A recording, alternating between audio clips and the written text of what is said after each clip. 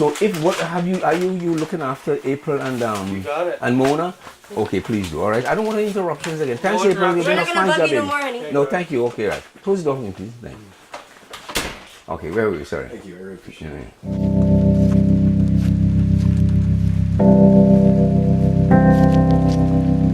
I've been in this neighborhood for about 30 years, over 3 decades. I'm originally from Trinidad, but I've lived at Coburn, Dundas area for a long, long time. At one time, I was homeless and used to roam these streets from Richmond Street maybe to Wellesley, from River Street to maybe Churchill was the only area I needed to be around. I lived in all the shelters in the area.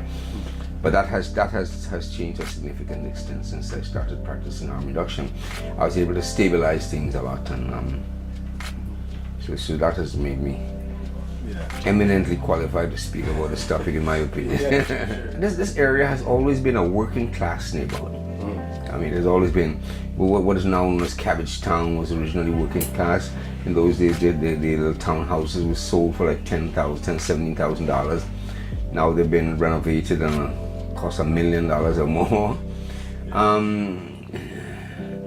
I mean, people have come into this area recently building condominiums and gentrifying the area. But the reason why there's so many ages is because of this working class history. This is an area that's populated by a lot of marginalized people, as I mentioned, homeless, underhoused, sex workers, trans people, that kind of stuff. People use drugs, a lot of concurrent disorders, people with mental health issues, and so on. So you'll find a concentration of agencies that cater to this community in this area. With that kind of a community, there was always a need for services of this nature. So it has been concentrated in this area because of that. A lot of people tend to think that we just started up these agencies. But it's always kind of been. This has always been the nature of this community. Sure.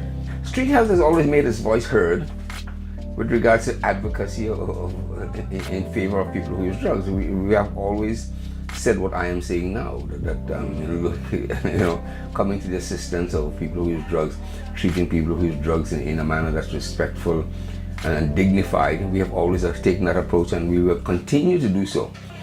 I think we deal with a community that a lot of people tend to shun. We embrace that, and we treat them with dignity and respect, and exercise a certain amount of compassion in dealing with people like that. So the results that we have, that we can provide with our approach, surpasses anything that any other conservative approach, any prohibitive approach can demonstrate. If you basing an intervention with people who use drugs on a strictly abstinence-only based intervention, and that's all you're doing, you're building a house of cards. It will fail. It's designed to fail. It will fail miserably because it just doesn't work that way. What we do in harm reduction, we don't encourage people to use drugs. Harm reduction doesn't encourage drug use. So what we do is we meet people where they're at. We ask people what they want. We involve them in things that concern them. We don't do things to them, as a result of which the success rate, by whatever standards you want to judge, are a lot higher because they participated in the process.